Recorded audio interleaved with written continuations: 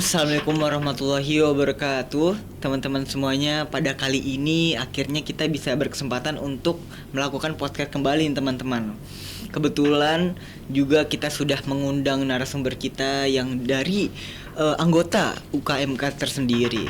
Dan pada mungkin beberapa menit ke depan kita juga akan membawakan tema, yaitu from passion to profit. Bagaimana passion kita, apa yang kita miliki, basic kita juga bisa menjadi suatu keuntungan atau profit itu sendiri. Nah, di sebelah saya juga sudah ada nih teman-teman dari anggota UKMK yang sudah memiliki usaha gitu. Mungkin langsung saja Mas Abi bisa diperkenalkan. Oke, halo Mas Akmal. Halo. Halo teman-teman semuanya. Perkenalkan, nama saya Lazari Lalabias, akrab dipanggil Abi. Di sini saya selaku mahasiswa Universitas Muhammadiyah Semarang, tepatnya pada program studi S1 Manajemen semester 6. Sekaligus owner dari Wonton Miniac, yang dimana usaha ini saya dirikan pada tanggal 25 Agustus 2024. Dan yang melatar belakangi berdirinya usaha ini adalah karena memang basic saya yang suka memasak. Jadi from passion to profit, sesuai tema pada podcast kali ini. Oke. Mungkin langsung aja nih kita kulik. Apa Mas awal ketertarikan terhadap bisnis seperti itu? Oke, kalau kita bicara dalam konteks bisnis gitu ya Mas Akmal, ya. Itu sebenarnya di luar bidang yang sekarang saya jalani sih. Jadi dulu ketika saya duduk di bangku SMA, itu saya kebetulan angkatan COVID Mas Akmal. Jadi mengharuskan saya untuk kemudian bisa belajar daring. Sehingga belajar daring kan tidak semenyikta waktu ketika offline gitu kan. Nah, dari situ banyak waktu luang. Ya, artinya nganggur gitu istilahnya Mas Akmal. Nah, dari situ saya memiliki hobi Mas Akmal, yaitu bermain merpati kolong. Tahu Mas Akmal? Yang dari jantannya menghampiri betina. Nah, betul sekali. Nah, dari situ singkat cerita saya seringkali main ke pasar untuk bisa kemudian melihat merpati-merpati gitu Mas Akmal. Nah, dari situ itu saya melihat kok banyak merpati bagus di pasar. Sedangkan kan kalau di pasar pasti harganya murah gitu Mas Akmal ya. Nah, pada merpati bagus gitu kan. Kemudian dari situ saya mulai mengidentifikasi kenapa ada merpati bagus di sini gitu. Nah, setelah saya mengidentifikasi, ternyata merpati tersebut itu dari merpati hasil lomba Mas Akmal. Jadi ketika lomba kan pasti ada kemungkinan terburuk merpatinya hilang gitu kan. Nah, kemudian nanti ditemukan orang yang awam. Nah, orang awam tersebut kan nggak tahu kalau merpati itu bagus apa enggaknya gitu kan. Nah, kemudian simpelnya dia langsung jual di pasar dengan harga yang murah gitu kan. Nah, kemudian dari situ saya beli merpati tersebut gitu. Kemudian saya pasarkan ke sosial media. Dulu itu zamannya Facebook Mas Akmal. Jadi saya pasarkan ke Facebook seperti itu. Nah, dari saya beli di pasar dengan harga yang murah, saya pasarkan di Facebook itu dengan harga yang mahal Mas Akmal. Jadi kan kebetulan saya mempunyai privilege bisa mengetahui merpati mana yang bagus, mana yang jelek gitu kan. Nah, dari situ saya beli di pasar. Dulu itu harganya 25 kalau nggak salah Mas Akmal. Kemudian saya pasarkan di Facebook itu dengan harga yang fantastis lah, bisa dibilang jauh dari harga saya beli gitu kan. Yaitu saya ingat dulu 100 bahkan 150 gitu. Nah, di samping saya mempunyai tujuan ingin mendapat profit, saya juga ingin merpati itu bisa ketemu sama pemiliknya gitu kan, melewati sosial media. Jadi kalaupun tidak terjual oleh customer, ya saya kembalikan ke yang punya gitu kan. Nah, seperti itu sih kira-kira Mas Akmal awal ketertarikan saya di dunia bisnis. Berarti sebenarnya bisnis juga bisa muncul dari beberapa aspek ya. Betul Bahkan sekali. keunikannya bisa munculnya dari burung gitu. Bahkan yang betul. sedangkan semakanan ya. Oke, mungkin latar belakang nih yang untuk memulai ketika masa-masa kuliah untuk membangun bisnis ini. Oke, kalau kita bicara ketika masa kuliah ya, itu ketika saya dulu liburan semester Mas Akmal. Karena dulu saya awal-awal kuliah itu bisa dibilang istilahnya kupu-kupu. Jadi kuliah pulang gitu, tidak ada kegiatan selain kuliah gitu. Nah, ketika saya liburan semester itu bisa dibilang 1 bulan, ya hampir 1,5 bulan lah. Itu kan otomatis nganggur gitu kan. Nah, dari situ tuh saya sering masak Mas Akmal. Jadi saya mulai mikir, kenapa masakan saya tidak saya jual aja ya. Maksudnya kan saya sebelumnya kan kayak hanya masak terus makan sendiri gitu kan. Nah, dengan saya jual saya juga mendapatkan profit, di samping itu juga orang-orang bisa merasakan masakan saya gitu kan. Nah, dari situ saya muncul ide kemudian untuk bisa menjual produk makanan gitu dari yang memang basicnya karena hobi saya seperti itu. Berarti pada akhirnya kita tahu nih akhirnya passion kita masak gitu. Kemudian baru kita memilih, oh ini masak kita mau diarahkan ke seperti apa gitu untuk menjadi suatu profit seperti itu ya mungkin ya Mas ya. Yeah. Produknya kalau boleh tahu apa Mas? Oke, kalau produk yang sekarang saya jual itu kebetulan wonton Mas Aman. Kira-kira apa wonton? Soalnya banyak teman-teman yang belum tahu nih wonton. Soalnya juga baru-baru viral juga sih. Tahu ya Mas Akmal ya, wonton? Belum sih. Oh ya. Seperti apa Mas? Jadi wonton itu basicnya masakan asli Cina sih Mas Akmal. Tapi di wonton minik ini saya modif dari yang awalnya masakan ya bisa dibilang Cina taste gitu kan, kemudian saya modifikasi dengan Indonesia taste kayak gitu. Oke. Pada basicnya ini sih teman-teman pangsit dikasih chili oil lah, simpelnya seperti itu wonton. Untuk alasan nih Mas, makanan itu kan banyak variannya. Ya, bahkan jajanan UKMK udah banyak banget tersebar gitu. Nah, alasan yang memilih, oh saya klik nih sama wonton nih, saya ingin mencoba wonton sebagai passion saya untuk menjadi suatu profit seperti apa? Itu? Kalau kita bicara mungkin dari basic kenapa memilih makanan gitu ya karena itu memang basic saya suka memasak gitu kan. Nah, kalau ditanya kenapa memilih wonton, karena pada saat saya muncul ide mau bisnis makanan, saya lihat nih di TikTok. Kemudian pada saat itu saya menemukan wonton karena memang pada saat itu yang lagi viral tuh wonton. Nah, kemudian saya pasarkan seperti itu. Oke, bagus.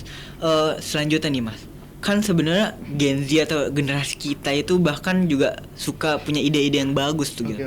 Cuman kadang untuk mengaplikasikan mereka memiliki rasa takut gitu. Sebenarnya apa sih Mas untuk Mas dulu awal-awal buat memulai gitu dari antara mahasiswa-mahasiswa yang lain belum memilih bisnis atau berkecimpungan di dunia yang lain seperti itu Mas? Sebenarnya kuncinya itu simple sih Mas Akmal, berani mulai gitu. Saya kira teman-teman muda gitu ya, terutama Gen Z itu mempunyai banyak ide Mas Amal. Akan tetapi masalahnya dia itu tidak pede untuk kemudian bisa merealisasikan untuk menjadi profit itu sendiri gitu kan. Betul. Nah, saran saya ketika teman-teman mempunyai ide ya realisasikan aja gitu kan. Jangan mikir gimana ya nanti kalau gagal. Nah, kebanyakan anak muda sekarang tuh mikirnya seperti itu. Iya, betul. Tapi kalian harus mikir gimana ya kalau nanti berhasil. Jadi awal ketika kalian memulai itu harus berpikir positif dulu. Seperti itu. Kira-kira seperti itu sih Mas Akmal. Karena sebenarnya kegagalan juga bisa dihampiri di beberapa aspek juga ya gitu. Betul sekali. Kira kita harus berani memulai seperti itu. Yang penting kuncinya berani mulai teman-teman. Tapi nih Mas, untuk memulai juga kira-kira apa sih Mas yang paling penting pertama yang paling penting untuk memulai bisnis dulu deh. Seperti apa? Kalau teman-teman sudah tahu nih mau bisnis apa, misal contoh kayak saya makanan gitu kan, dan sudah tahu produknya apa, misal contoh wonton gitu kan. Nah, dan kalian juga tahu pasar mana yang kalian mau targetkan gitu kan. Betul. Kemudian kalian cari masalah apa yang terjadi di pasar yang kalian akan tuju gitu kan. Nah, kemudian dari kalian sudah tahu masalah tersebut, kemudian kalian selesaikan masalah tersebut dengan produk yang kalian akan jual. Seperti itu sih simpelnya masalah langkah awal kan. Iya. Oke, seperti itu kira-kira. Seperti itu. Oke. Berarti gimana tuh Mas? Pertama, ngumpulin modalnya seperti apa, kemudian berbicara terkait pendapatan untuk menutupi modal dulu deh. Untuk kita nggak nyari untung dulu. Bagaimana untuk menjadi proses modal itu tidak sia-sia gitu. Kadang pelaku bisnis juga takut gitu. Takut mulai bisnis ini ntar nggak balik modal atau seperti apa gitu. Cuman untuk Mas Abi sendiri untuk mengumpulkan modal kemudian mengembangkan modal tersebut seperti apa Mas? Sebenarnya kalau kita awal banget gitu ya mau merintis, kita jangan fokus kemudian buat nyari profit dulu sih. Kita harus nyari customer dulu kemudian bisa jadi langganan gitu kan. Nah, kalau kita bicara dalam konteks pengalaman saya, dulu awalnya itu saya mulai usaha ini dengan open PO Mas Akmal. Tapi nggak langsung saya pasarkan. Saya bikin dulu produknya, kemudian saya cari dulu nih masalah apa yang terjadi di customer saya yang akan tuju gitu kan, sesuai tadi yang udah saya sampaikan. Nah, kemudian dari situ saya muncul kayak ide, aku jualan ini aja gitu. Setelah saya mengidentifikasi masalah tersebut, ini kita kasih contoh dalam kasus wonton gitu kan. Dulu kan saya ketika trial and error gitu kan ke customer. Nah, masalah customer itu kurang suka lidahnya kalau makan makanan yang memang aslinya bukan dari Indonesia gitu kan. Nah, kemudian saya tahu masalah tersebut, terus saya modifikasi, selesaikan dengan cara makanan tersebut saya ubah menjadi Indonesia taste, yaitu wonton minik yang sekarang saya jalani gitu kan. Ketika kalian sudah tahu masalah apa yang ada di market kalian, kemudian kalian tahu solusi apa yang kalian akan selesaikan gitu kan dengan produk kalian. Nah, kalian mulai open PO. Nah, pada saat itu saya sudah tahu masalah apa yang terjadi di pasar saya, kemudian solusi apa yang saya akan bawakan gitu kan, yaitu one on minyak. Kemudian saya mulai open PO pertama. Berarti gitu. Untuk mendapatkan modal awalnya dulu itu dalam skala kecil juga dulu ya, Mas? Kalau modal awal itu ketika open PO saya justru dulu dari uang jajan, Mas Akmal. Saya ingat dulu open PO itu karena kebetulan karena awal banget gitu ya, belum ada yang banyak beli. Ya otomatis modalnya dikit gitu kan. Saya ingat modalnya dulu 100.000 kayak gitu. 100.000 kemudian saya kembangkan terus kan, otomatis nanti dapat kayak review dari customer gitu kan. Terus saya promosiin, oh ini loh produkku disukai sama customer, kemudian nanti nambah lagi gitu customernya. Terus itu kalau open PO berjalan selama 1 tahun, Mas Akmal. Nah, kemudian dari 1 tahun tersebut otomatis modalnya terkumpul terus gitu kan dari open PO. Nah, dari terkumpulnya modal tersebut, kemudian saya ada modal untuk kemudian bisa membuka outlet gitu. Nah, pada saat itu saya membuka outlet dengan modal dari basic open PO selama 1 tahun itu. Berarti sebenarnya dari 100.000 itu kita olah nih, gimana caranya kita dapat konsumen untuk bisa menjadi repeat order seperti itu. Betul. Bahkan di awal juga kita nggak perlu modal untuk langsung outlet ya. Bahkan kita juga bisa merintis di 1 tahun pertama itu malah melalui kita memanfaatkan teknologi tersebut malah. Iya, betul. Jadi kalau anak muda ya nggak mau mulai bisnis karena masalah modal, itu bullshit teman-teman ya. Bahkan saya pun mulai dengan modal 100.000. Kalau masalah kalian itu, coba kalian saya kasih modal 10 juta dan kalian mau bikin bisnis apa kan bingung juga, nggak ada basic kayak ilmu apa, terus kayak terkait kita mau mulainya gimana kan juga nggak tahu kan. Jadi modal awal itu sebenarnya ya berani mulai aja sih, sambil belajar sambil jalan gitu kan. Dari awal modal yang 100.000 itu. Oke. Nah, Mas, ketika 1 tahun nih sudah berkembang dari yang open PO, kemudian sudah memiliki nih banyak customer yang suka gitu dengan koreksian trail tadi, kemudian sudah menjadi outlet nih yang memiliki tempat gitu. Betul. Nah, itu memiliki tantangan nggak, Mas? Tantangan apa sih yang terbesar ketika menjalankan bisnis dari proses itu? Kira-kira kalau tantangan itu sebenarnya di branding sih, Mas Akmal, karena memang bisnis yang sekarang saya jalani itu kan bisa dibilang bisnis rintisan gitu kan.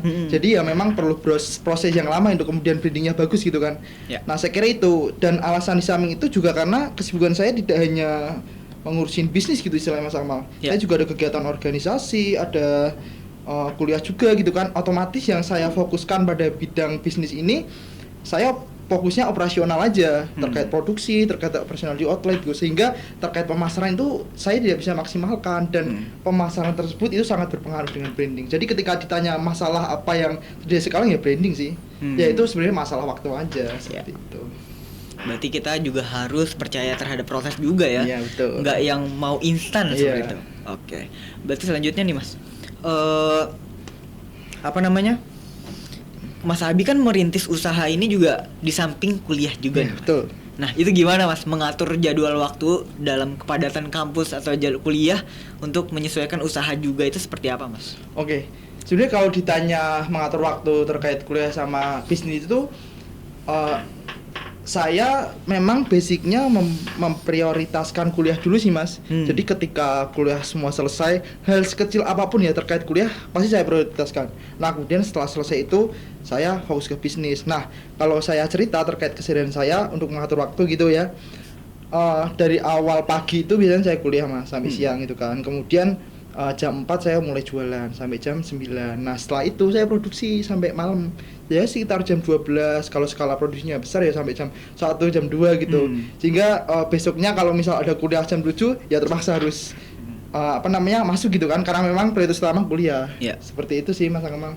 Jadi memang basicnya kuliah dulu, ketika sudah selesai baru bisnis. Berarti gitu. Seperti itu juga ya cara membagi waktu antara akademik dan bisnis juga ya. Betul. Di samping kita berbisnis juga kita belajar untuk membagi waktu. Betul sekali. Pengalaman terkait gagal nih, Mas, yang sudah dilewati selama menjalankan bisnis itu gimana, Mas? Untuk merasakan akhirnya, saya pernah gagal nih gitu. Kemudian saya juga pernah mengalami mungkin kerugian. Itu seperti apa, Mas, menghadapi situasi seperti itu? Kalau kita bicara terkait gagal itu sebenarnya hal yang wajar ya Mas Amal kalau dalam konteks bisnis kan. Ya. Kalau saya bicara dengan pengalaman saya, gagal itu dulu ketika saya mau awal banget buka outlet sih Mas Amal. Jadi dulu itu saya langsung grand opening, gak ada soft opening dulu gitu. Oh, iya. Sehingga saya terkait operasional di outlet kurang maksimal gitu. Harusnya kan soft opening dulu, kita tahu karakteristik customer yang DRS itu gimana, kemudian operasional bisnis gimana gitu kan. Pada operasional, jadi pada saat itu ketika saya menggunakan B1 Get 1 otomatis kan customer banyak yang berdatangan gitu kan. Nah, dengan customer yang banyak berdatangan sedangkan saya operasional di outlet belum siap, itu kan otomatis chaos banget ya Mas Amal. Iya. Nah, dari situ banyak customer yang komplain sih terkait antrian yang kayak harusnya dia dulu kok kenapa yang lain dulu gitu kan, karena memang pada saat itu gugup juga karena memang juga itu awal saya mulai bisnis gitu kan, belum ada basic pengalaman apapun gitu terkait operasional. Nah, pada saat itu saya evaluasinya ya dengan saya tahu gitu sebelum saya membuka usaha saya harus soft opening dulu, harus pelajari dulu terkait operasional. Berarti gitu terkait ini ya Mas, tenaga kerja juga ya berarti. Ya itu sih, jadi kayak harus briefing dulu lah intinya sebelum itu. Nah di samping itu juga saya punya cerita terkait kegagalan pada produksi Mas Akmal. Jadi dulu tuh saya belum tahu ketika wonton sebelum dijual di outlet gitu ya, sebelumnya pada saat produksi itu harus dikukus dulu. Nah karena saya belum tahu, saya belum kukus, kemudian saya langsung jual ke outlet, sehingga wonton yang saya jual di outlet itu kan nggak frozen kan, jadi nempel semua gitu plastiknya. Karena yang seharusnya dikukus tapi nggak, nempel semua. Nah pada saat itu nggak bisa dipasarkan karena nempel kan. Dari segi rasa sih sebenarnya masih oke sih, kualitasnya masih oke. Cuma kalau segi tampilan ya nggak bagus gitu kan, bentuknya karena aja ya bentuknya jelek. Nah pada saat itu saya makan wonton seminggu dari hasil saya produksi karena memang kan nggak layak jual kan. Itu seminggu saya makan wonton. Nah dari situ saya juga belajar sih. Jadi kalau sebelum saya jual di outlet saya harus kukus dulu gitu kan. Ya banyak pengalaman sih.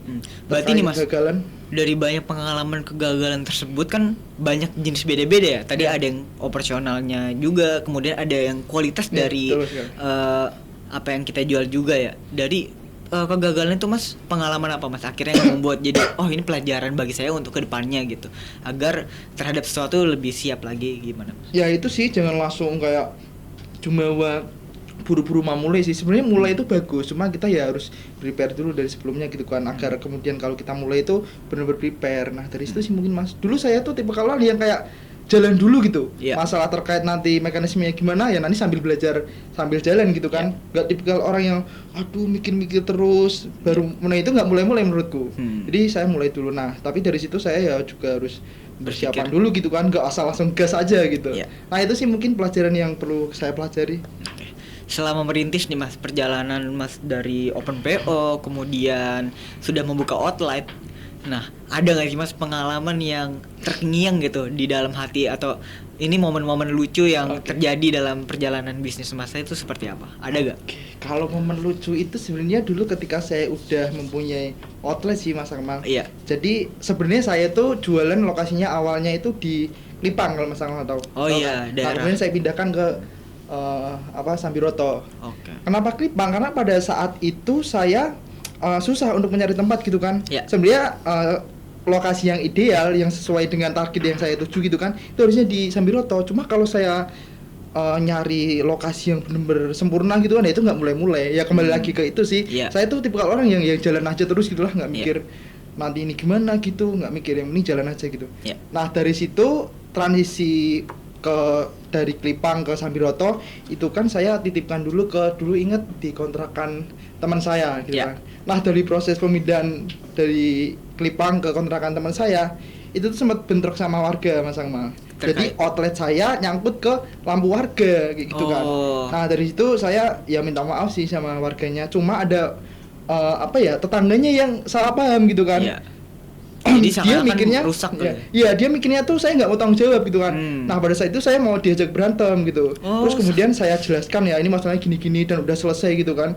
Ya dia masih kayak gitu. Jadi kayak ya itu mungkin momen yang ini ya berkesan dan lucu aja gitu kan. Maksudnya kan saya masalahnya dengan si bapak yang saya senggol lampunya gitu kan. Tapi yang saya buat tetangganya gitu. Hampir mau berantem sih benar-benar itu Mas Akmal. Berarti sesuatu hal yang di luar prediksi malah ya. Itu makanya juga kaget juga kan. Kok ini yang marah gitu kan. Padahal saya udah ngomong baik-baik sama bapak yang emang bersangkutan dengan saya gitu. Jauh dari kata datang dari konsumen atau distribusi, malah dari luar kota kita semua ya. Sekali. Itu Ada makanya aja sih momen-momen kenapa lucu. seperti itu. Iya. Kalau terkait strategi nih Mas, gimana caranya kita bisa mendapatkan pelanggan pertama nih? Karena kan pelanggan pertama juga suatu marketing ya. Ketika pelanggan itu sudah mulai klik, dia akan berbicara terhadap orang lain nih bahwa produk yang Mas bikin itu juga enak dan bagus, akhirnya bisa repeat gitu. Itu gimana Mas strateginya? Kalau strateginya itu sebenarnya ya itu sih, Buy One Get One ini sebenarnya strategi yang paling tepat lah menurut saya. Nah, tapi kalau kalian menggunakan strategi tersebut dan kualitas produk kalian belum proper, ya itu sebenarnya blunder juga. Karena kan kalau kita mengundang customer banyak nih, terus tapi produk kita enggak proper dan kurang lah untuk dipasarkan, ya customer nggak mungkin repeat lagi. Ya kita hanya sedekah aja gitu kan ke customer. Ya saya kira itu kita Buy One Get One agar gimana caranya customer itu bisa tertarik dengan produk kita, kemudian merasakan dan keesokan harinya dia repeat dan merekomendasikan ke teman-temannya kayak gitu. Jadi jangan hanya Buy One Get One aja tapi produk kita tidak proper. Jadi kalian Buy One Get One dan properin dulu produk kalian sebelum dipasarkan seperti itu. Karena otomatis Buy One Get One mengundang massa ya pasti. Dan kita harus siap terkait hal itu. Iya, benar sekali. Oke, sebelumnya Mas Abi ini nggak menggunakan media sosial gitu untuk mempromosikan atau mendistribusikan biar info-infonya konsumen itu tahu gitu. Iya. Menggunakan media sosial nggak Mas? Iya, saya ya kebetulan menggunakan media sosial ya berupa TikTok, terus kemudian Instagram gitu Mas. Nah itu gimana Mas cara mengolah media sosial? Mendistribusikan suatu produk terhadap media sosial itu gimana dalam pemakaiannya Mas? Ya sebenarnya kita klopkan dengan customer yang kita tuju aja sih. Kalau saya kan target utama Gen Z gitu kan. Nah Gen Z itu tipikal orang yang suka video pendek gitu, pendek dan yang menghibur. Nah dari itu saya mempromosikan produk saya dengan cara ya hiburan lah, ininya bikin video lucu pada saat di outlet, misal produksi kayak gitu. Jadi customer saya yang Gen Z itu yang suka video pendek bisa menikmati dan kemudian bisa tahu lah, oh ini produk aku gitu kan. Nah dari situ sih mungkin. Berarti perkembangan bisnis kayak mungkin bukanya atau info ada menu baru itu melalui media sosial tersebut. Ya video pendek lah ini dan menghibur lah. Kan itu yang memang dibutuhin Gen Z kan. Berarti kan memiliki inovasi juga dalam kita bermain media sosial gitu. Betul sekali, Mas. Nah gimana cara melakukan inovasi terus untuk supaya tetap berkembang gitu Mas. Kadang kan susah antara membagi waktu media sosial kemudian produksi gitu. Seperti apa Mas? Kalau terkait inovasi produk, saya mengikuti tren yang ada di sosial media sih Mas Akmal. Misal contoh ya, saya ambil contoh menu yang saya baru launchingkan yaitu wonton kuah keju creamy gitu kan. Nah itu kan pada saat itu viral nih di TikTok, tapi viralnya itu pada makanan cireng Mas Akmal. Nah bedanya saya dengan kompetitor itu, saya menginovasikan makanan yang sebenarnya bukan menu yang ada di wonton gitu kan. Misal kayak kuah keju, kemudian mentai, kalau mentai kan biasanya dimsum gitu kan. Nah berangkat dari viral di media sosial, kemudian saya realisasikan di produk saya seperti itu terkait inovasi. Nah pasti ketika kita menjual suatu produk atau bisnis tidak hanya kita yang menjual, pasti udah ada orang yang dulu betul atau sekali, muncul yang baru gitu. Untuk menghadapi persaingan itu dengan cara sehat yang bagus itu seperti apa Mas? Kalau menghadapi persaingan sehat ya kita mempunyai keunikan tersendiri sih dari produk kita. Ininya beda dari yang lain lah. Tidak dengan cara kalian merendahkan kompetitor, tapi kita mempunyai keunikan daripada kompetitor lain. Daripada memikirkan hal lain, mungkin kita lebih fokus udah mengembangkan diri terhadap bisnisnya aja. Jadi fokus hal yang memang kita bisa kontrol gitu kan. Kalau kompetitor kan itu di luar kontrol kita gitu. Nah, dalam buat bisnis nih Mas. Seberapa penting sebenarnya relasi networking yang kita punya itu, mungkin bisnis-bisnis yang lain kita mengenal mereka itu seberapa penting Mas dalam membangun bisnis juga? Kalau kita bicara network ya dalam konteks bisnis itu luar biasa penting sih menurut saya Mas Akmal. Kalau mungkin dulu saya tidak kenal partner saya yang sekarang, sekaligus mungkin orang yang bisa buat saya belajar gitu ya, menutan. Mas Waldian tahu kan? Tahu. Itu mungkin saya juga belum belum bisa jualan outlet sih secara langsung yang sekarang saya jalani. Tapi kalau kalian bicara terkait network gitu ya. Kalau kalian nggak ada value yang memang bisa dikelopkan dengan network kalian, itu juga percuma juga sih. Jadi kalian itu fokus dengan value kalian, kemudian kalian cari network yang memang bisa dikerjasamakan. Jangan hanya kayak cari network aja tapi kalian nggak punya value, ya sama aja. Orang itu ya nggak mau berrelasi dengan kalian gitu kan. Salah satu contohnya kenapa harus klop, saya pernah kerjasama lah sama Mas Waldian itu, yaitu CFD gitu kan. Nah kebetulan Mas Waldian juga mempunyai platform buat promosi gitu kan yang ya besar lah gitu kan. Nah dari situ saya juga mempunyai basic terkait operasional massa gitu kan. Nah Mas Waldian fokus promosi, saya juga fokusnya operasional gitu kan. Jadi ada value yang memang bisa dikelopkan kayak gitu. Berarti pada akhirnya juga kita nggak bisa mengandalkan relasi dan network juga ya. Juga kita juga harus mengasah diri kita dulu teman-teman kayak gitu. Oke. Keterampilan nih Mas yang penting dalam menjalankan usaha. Kira-kira keterampilan apa sih Mas? Apa saya punya basic disiplin nih gitu, atau enggak saya punya basic nahan uang nih biar kalau dapat uang misalnya buat modal aja, atau gimana tuh Mas?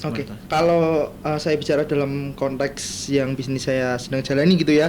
Keterampilan yang paling berpengaruh itu sebenarnya ya skill memasak juga sih Mas Akmal, dan hobi menurut saya. Berarti menemukan passion dulu ya? Iya, karena ketika kita misal produksi gitu kan itu memerlukan kita harus masak gitu kan.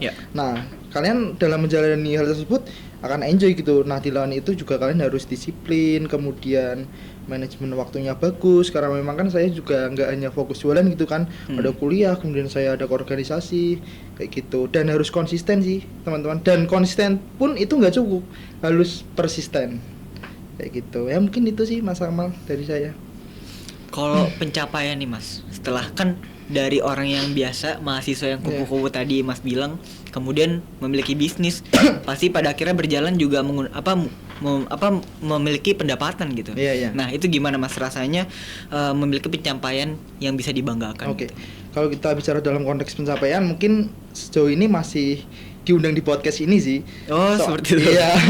Soalnya salah satu visi saya dalam membangun usaha itu adalah bisa bermanfaat bagi orang banyak Mas Amal. Jadi saya kira dengan saya duduk di sini bisa sharing-sharing ke teman-teman semuanya, itu merupakan salah satu langkah saya gitu dalam bisa kemudian bermanfaat bagi orang banyak.